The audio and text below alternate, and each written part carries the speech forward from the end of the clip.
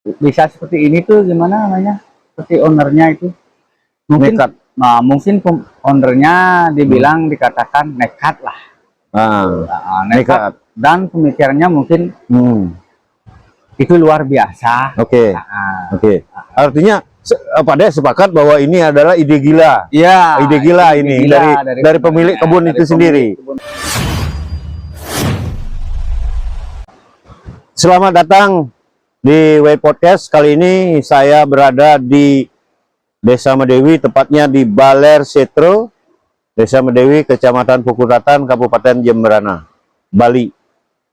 Saya berada di kawasan lebih tepatnya adalah kebun yang dulunya curam, kemudian disulap menjadi objek wisata yang sangat-sangat menarik, yang sangat menjanjikan dengan keindahan panorama alam. Di depan ada hamparan sungai dengan batu-batu yang agak besar, kemudian dikelilingi oleh hutan negara. Ini adalah, boleh kita sebut, proyek gila sebenarnya. Ini adalah menyulap kebun yang tidak sulit terjangkau dengan kondisi yang sangat terjang menjadi objek wisata yang sangat menarik. Apa saja yang disajikan alas utama Medewi ini, kita akan berbincang bersama General Manager dari objek wisata ini dengan Bapak siapa? Kadek Ardana. Dengan Bapak Kadek Ardana. Apa saja yang ditawarkan, apa saja yang bisa dinikmati di objek wisata ini, ikuti perbincangan kami. Alas utama Medewi. Kita sudah menghadirkan Pak Kadek, General Manager dari objek wisata ini. Om Swastiastu Pak Kadek. Swastiastu. Ya, gimana kabarnya? Sehat? Ya, sehat. Nah, saya akan menanya atau berbincang-bincang sedikit terkait dengan objek wisata ini. Ya, minta waktunya sedikit. Apa saja yang bisa ditawarkan oleh objek wisata ini, Pak? Cuman kalau di sini objek wisata di Aum ini di Desa Medewi, kemungkinan di sini baru dikatakan, kalau boleh dikatakan itu paling baru berjalan bangunannya sampai 60%. 60%. Yang kami di sini bisa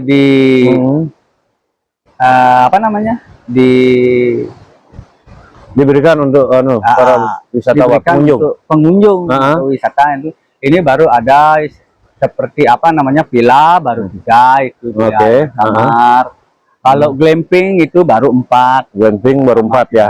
4 kamar. Juga hotelnya itu 5 kamar. 5 kamar. Ya, itu 5 kamar. Nanti paket wisata apa saja yang diberikan untuk yang disiapkan untuk pengunjung di sini? Kalau wahana-wahana itu ada seperti kano ada di sana, rutenya di sana sampai cuman paling 150 meter ya rutenya gitu. Kolam renangnya juga ada. Kolam renang juga. Kolam renang itu free. Kalau mau mandi silakan bebas. Jadi di sana di sungai bisa. Gitu. Kalau swingnya juga ada. Swing ada. Cuman itu mainan anak ada juga. Nah, ini kan dulunya kebun, Pak. Iya. Kebun, katakanlah kebun milik pribadi nih. Iya. Yang gimana awal mulanya atau cikal bakalnya sehingga menjadi objek wisata seperti ini? Nah, kalau itu mungkin itu ownernya yang pikiran ownernya itu punya ide seperti ini. Bagi saya itu luar biasa. Nah, ownernya mungkin dari dulu ini kebun yang katakanlah non produktif. Nah, disulap seperti ini. Kalau bagi saya di sini bagi karyawan, menurut saya itu ownernya itu memang pemikirannya luar biasa. Artinya Pak Dek sepakat bahwa ini adalah ide gila. Iya, ide gila ini dari pemilik kebun itu sendiri. Berarti ownernya ini adalah pemilik kebun. Iya. Luasnya berapa, Pak Dek? 2,6 hektar. Iya. Ini kapan mulai merintisnya, kapan nih, Pak? Kalau merintis dari awal ini tahun 2020. 2020. Ya, 20. Dari awal itu bersih-bersih dari awal itu idenya ini 2020. Mulai menikmati ada kunjungan wisatawan atau kunjungan tamu ya, mulai ada kunjungan tamu itu dari tahun 2022. 2022. Itu tamu apa saja? Mancanegara, lokal, mancanegara juga ada. Ya. Kemudian untuk nilai atau katakanlah paketnya, nilai paket itu sendiri, paket wisata ini gimana, Pak?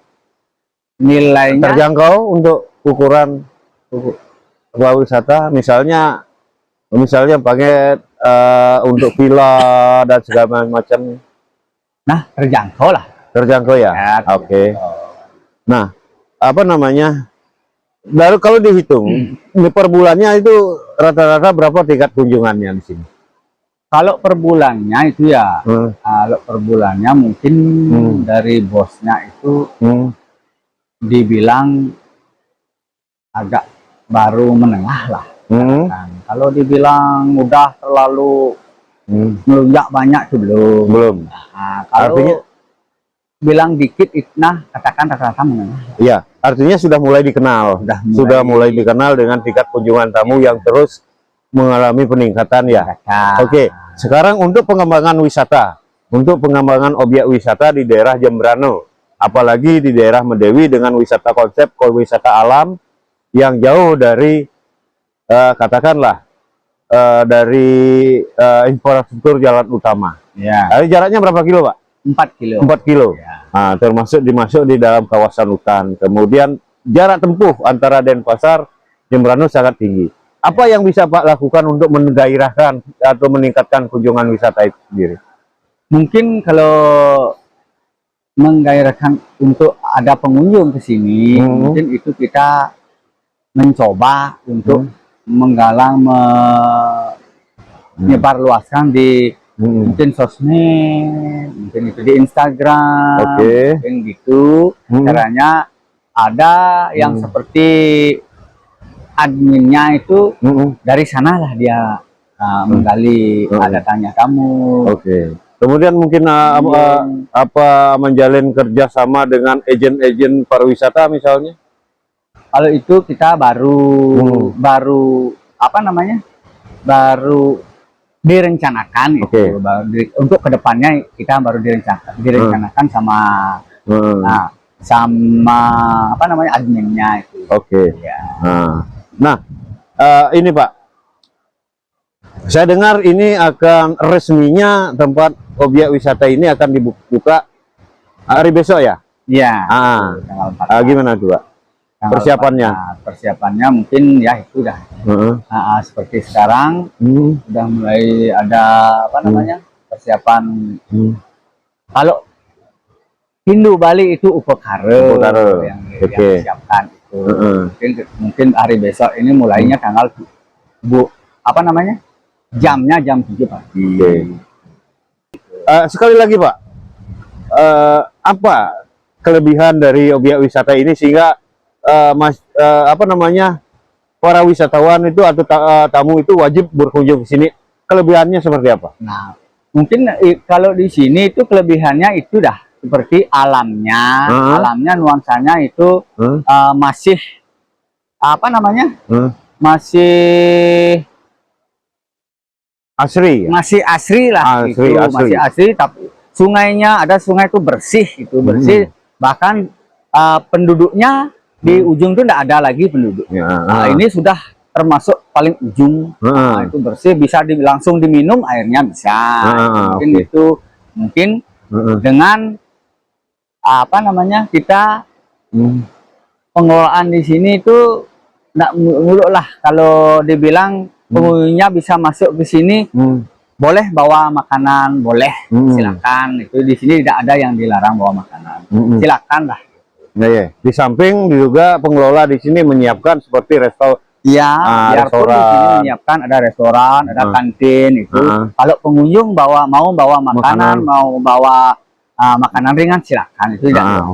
Artinya di sini kelebihan di sini adalah menawarkan panorama alam Ya, panorama yang alam. asli, yang memang belum terjamah oleh apa namanya, katakanlah yang masih asli ya, masih alami ya, masih alami. itu ya. Mbak, bagi wisatawan Ya, yang ingin masuk ke sini, baik lokal maupun mancanegara, ya, tentunya kan ada distribusi lah, katakan tiket masuk. ya. Itu berapa? Dari pihak pengelola berapa untuk distribusinya? Tiket masuknya. Tiket masuknya Ya. itu berapa? Kalau kami di sini kan ada tiket masuknya seperti anak-anak itu 5.000, kalau dewasa itu 10.000 itu untuk tamu lokal. Tamu lokal. Ya, kalau mancanegara itu tiket masuknya anak-anak 10.000, kalau dewasanya itu 20.000. Oke. Segitu baru segitu kami bisa di sini. Oke. Nah, tidak menutup kemungkinan kalau nantinya itu mudah-mudahan ada pengunjung lebih banyak, lebih gini, di sana kita bisa menaikkan tarif itu. Kemungkinan. Iya. Itu kan hanya untuk tiket masuk. Iya. Setelah itu mereka menikmati apa namanya, warna-warna yang ditawarkan oleh itu nanti harganya beda ya Pak ya? Beda ya. Cuman gini Pak, kalau bedanya itu cuman kalau naik swingnya itu beda, bayar lagi. Kalau menaik kano itu bayar lagi. Yang lain-lainnya spot foto seperti itu enggak. Oke, untuk swing sendiri berapa bayarnya? Swing kalau tamu lokal itu cuma 30.000. Kalau mancanegara itu 50.000. 50. Untuk kano sendiri? Untuk kanonya itu sama, lokal sama mancanegara itu sama. Berapa? 25.000. 50. 25.000. Oh, 25.000. Nah, untuk menginap, tamu-tamu yang menginap, berapa Gani dari Alam ini menyediakan berapa kamar hotel?